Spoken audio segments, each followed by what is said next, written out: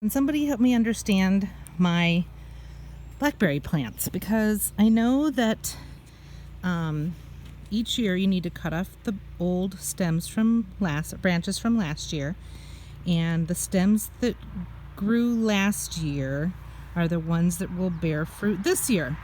So I thought that some of these branches were actually the ones from last year that were going to bear fruit. And now I'm super confused because some of the plants that have flowers, which will turn into fruit, seem green and new. And some of them are brown and almost dead. So, what's happening here? The other thing is, if you recall last year, I dug up some blackberry plants from my neighbors and planted them here to get a patch going of thorny bramble blackberries. But it seems that some of the things I dug up were probably raspberries. And if you aren't sure what the difference is between blackberries and raspberries, apparently I had trouble telling the plants apart. I think this is a blackberry plant, and I think this is a raspberry plant. Blackberries, when you take the stems off, are solid inside, and raspberries, when you take the stem out, are hollow inside. So that's the difference between the two. And I also have black raspberries, just to confuse everybody. One thing that will cheer me up after realizing that I transplanted wild raspberries that I don't need more of is the fact that it's one of the best times of year, and that is homemade mint chocolate chip ice cream season. We have to start with a patch of mint, which is not a problem for me. I have plenty of that. This area right here, my cousin Suzanne dug up and made into a fire pit when I moved into this house. This part of the house was not so close to it at the time, but in the few summers after I moved in, the mosquitoes were so bad, the black flies were so bad, it was so hot, I really didn't use the fire pit. So I turned it into an herb garden, and what really happened was it became a mint garden because mint takes over everything. The super tall stuff, I think, is spearmint, and the small things are peppermint. And I usually make ice cream with a combination of those two things. So the leaves are a bit different. That's the peppermint, and that's the spearmint. At least that's what I think. It's a little fuzzier. And I'm gonna pick some and make some mint chocolate chip ice cream. So the great thing for me is that I have so much mint that I just pulled out the mint that was growing around the outside of the rocks of my bed, and I'm sure I have enough for a batch of ice cream because we only need about I think 3/4 cup or something. I will get you the recipe. So I'm gonna pull off some leaves and put them in a salad spinner and wash them. So I picked the mint, I pulled off a bunch of leaves, I hoped I had enough to make 2 batches of mix.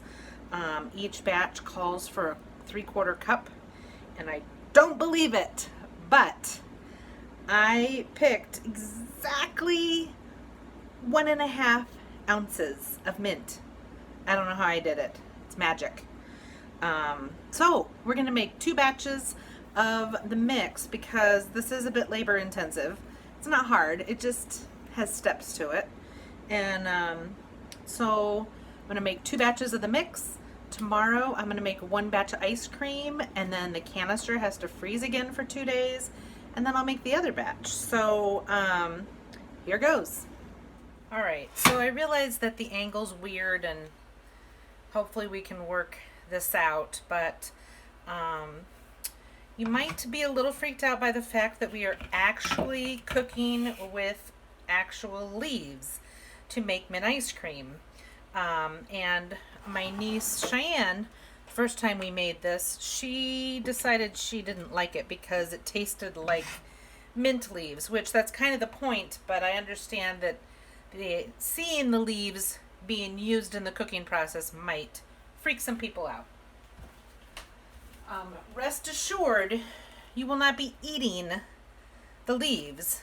They just get steeped in the cream. So we're going to combine 1.5 cups of heavy cream and 2/3 cup of sugar with the mint leaves in each pan.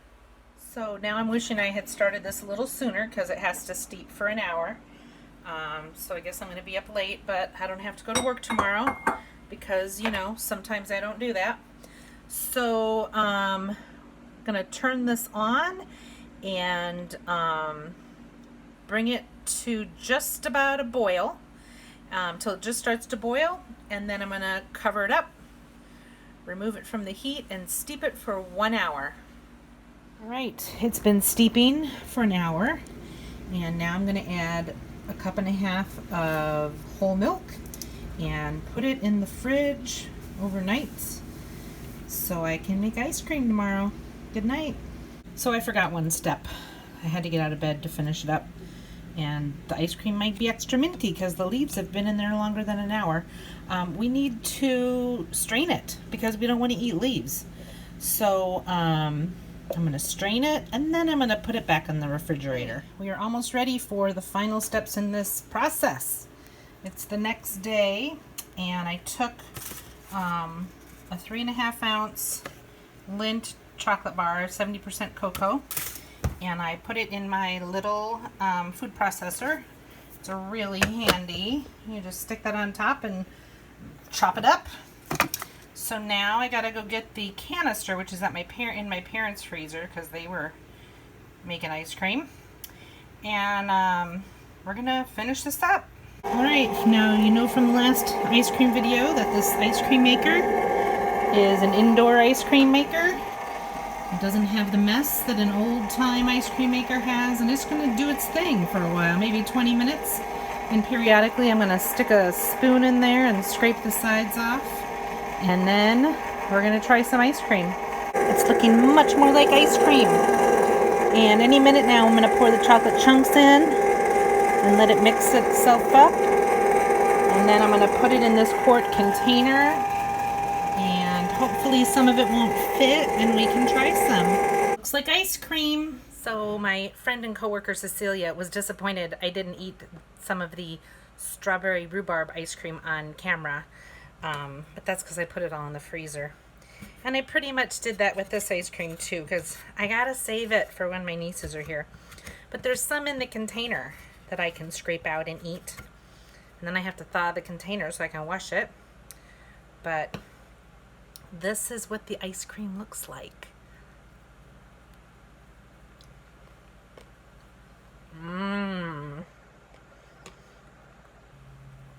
It's quite minty, but it's really good. So here's to you, Ember. Hope you like the mint ice cream when you come. Now I have to just try not to eat it in the next week and a half before you get here. So I'll try really hard.